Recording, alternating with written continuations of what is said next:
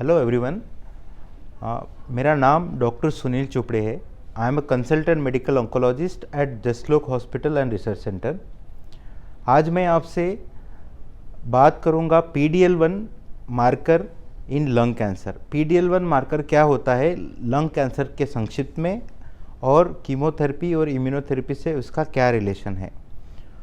हमें पता है आज लंग कैंसर का ट्रीटमेंट जो है उसमें टारगेटेड थेरेपी का एक अहम रोल है। उसके लिए हमें पहले मॉलिक्यूलर टेस्टिंग करनी होती है। मॉलिक्यूलर टेस्टिंग में अलग अलग तरीके की मॉलिक्यूलर टेस्टिंग होती है, जिसमें EGFR, अल क्रॉस ऐसे मार्कर्स होते हैं। वो 3 से लेकर 10 मार्कर, और देयर आर इन्यूमरेट मार्कर्स। वैसे ही एक टेस्ट की जाती है, उसको कहते हैं PDL1। It's a programme death cell ligand 1 testing. PDL1 क्या होता है, ये जो कैंसर की पेशी होती है उसमें एक्सप्रेस होता है। अभी इसके टेस्टिंग का क्या इम्पोर्टेंस है, हम जो टेस्ट करते हैं उसमें देखते हैं कि कैंसर के कितने मात्रा में सेल्स PDL1 को एक्सप्रेस कर रहे हैं, और उसको एक परसेंटेज में स्कोर करते हैं। उसकी 2 प्रकार की स्कोरिंग होती है, एक TPS स्कोरिंग होती है, एक CPS स्कोरिंग होती है। और उसका जो मार्कर है वो परसेंटेज में एक्सप्रेस किया जाता है। जैसे कि एक आध XYZ पेशेंट का PDL1 1% है, किसी का PDL1 50% है, या किसी का PDL1 100% है।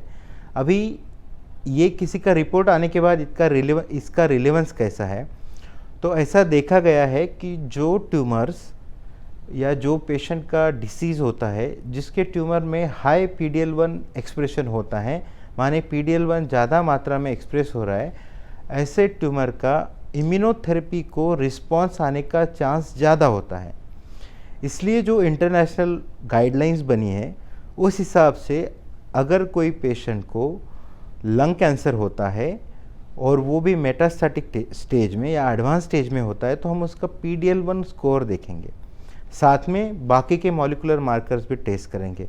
अगर कोई बाकी मॉलिक्यूलर मार्कर पॉजिटिव आता है तो हम उनको टारगेटेड थेरेपी देंगे, लेकिन अगर मॉलिक्यूलर मार्कर्स नेगेटिव है तो हम PDL1 मार्कर देखेंगे कितना है। अगर PDL1 मार्कर मोर देन 50% है तो ऐसा देखा गया है कि ऐसे पेशेंट्स इम्यूनोथेरेपी को बहुत अच्छा रिस्पांस करते हैं। ऐसे पेशेंट में हम अगर बहुत ज़्यादा डिसीज़ नहीं है तो कीमोथेरेपी स्किप करके सिर्फ इम्यूनोथेरेपी स्टार्ट कर सकते हैं। सिर्फ इम्यूनोथेरेपी कुछ साइकिल्स के लिए देकर हम रिस्पांस देखेंगे, और ऐसा देखा गया है कि इसमें जो पेशेंट्स होते हैं वो काफ़ी अच्छा रिस्पांस करते हैं। अभी किसी का PDL1 अगर लेस देन 50% है तो ऐसे केसेस में हम कीमोथेरेपी के साथ इम्यूनोथेरेपी कंबाइन करते हैं।